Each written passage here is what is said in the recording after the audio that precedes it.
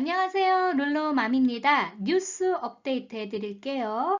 여러분들 정말 오늘 좋은 소식이기도 하고요. 제가 계속 주장해왔던 거가 현실적으로 이루어지게 됐습니다.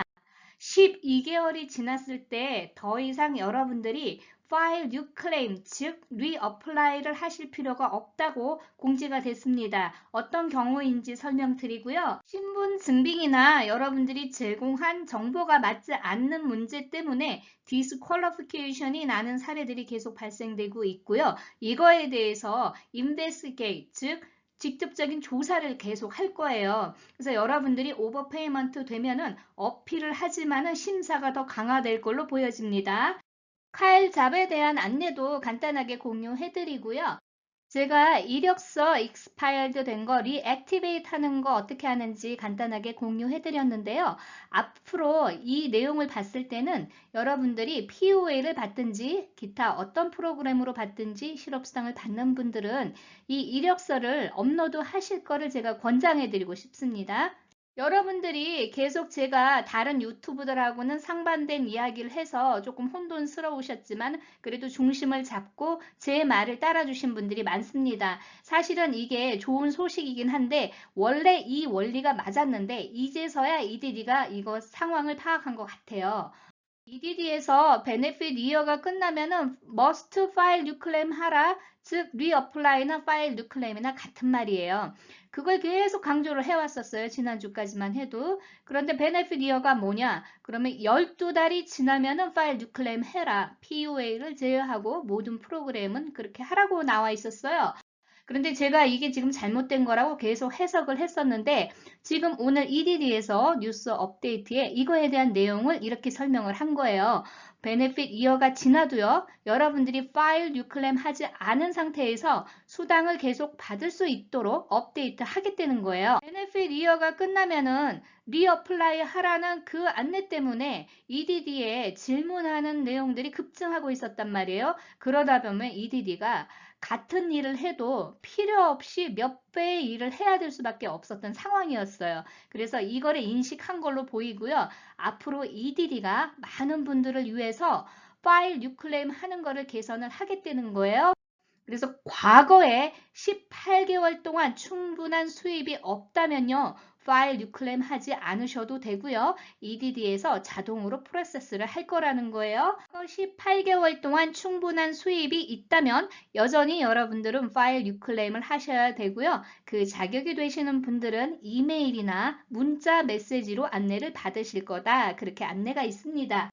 자, 이 두 가지를 제가 정리를 하면은요, 과거 18개월 동안 W2 인컴으로 여러분들이 베네핏 어마운트가 현재 받고 계시는 것보다 더 많이 올라가는 경우가 있을 수 있어요. 수입이 많아서. 그런 분들은 파일 뉴클레임을 하지만 베네핏 금액이 줄어들거나 혹은 수입이 없어서 여러분들이 자격이 안 되거나 이런 분들은 파일 뉴클레임을 하지 않아도 앞으로는 EDD가 자동으로 연장을 해주겠다 그 말이에요. 여러분이 새로운 New UI 베네핏을 받을 수 있는지 그 자격을 직접 어떻게 하느냐 수입 대비해서 계산을 해보실 수 있다는 거죠. EDD에 여러분들 분기별로 수입을 넣어서 베네핏 금액이 얼마가 나오는지 예상할 수 있는 이 차트가 있어요.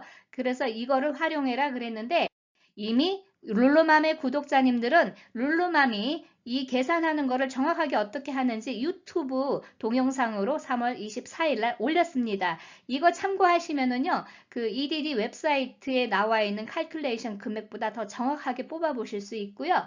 스탠다드나 얼터네이트 피리어드를 정확하게 이해하실 수 있어요. 이 동영상 밑에 링크 해드릴 테니까 자격이 되시는 분들은 동영상을 참고하셔서 본인들이 분기별로 스탠다드 피리어드 동안에 얼마나 수입이 됐고 위클리 베네핏이 얼마가 되는지를 계산을 해보신 후에 주 수당이 올라가는 분들만 파일 리클레임 하시고요. 내려가시는 분들은 파일 리클레임 하지 않으셔도 됩니다. 자동 연장해준다는 안내들을 받고 계시는 분들도 있지만 아직 아무런 진전이 없는 분들도 있기 때문에요.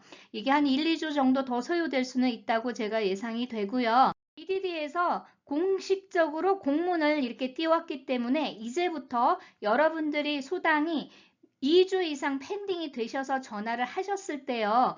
수입이 없어서 New UI 자격이 되지 않는 분들은 이 내용을 말씀하시면 돼요.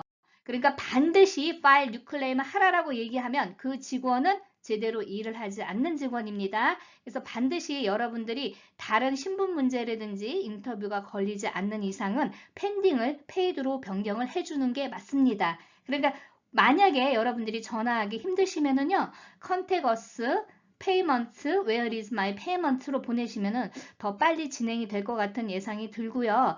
전화하시기가 힘드시면 일단 기다려 보시거나 전화를 하시면은 바로 페이드로 변경해 줄 가능성이 높습니다. 신분 도용이나 기타 사기성 실업수당을 받는 분들을 색출하기 위해서 2021년도 1월부터 우리가 그 제3자 전문 기관을 통해서 신분 조회를 의뢰하고 있었죠.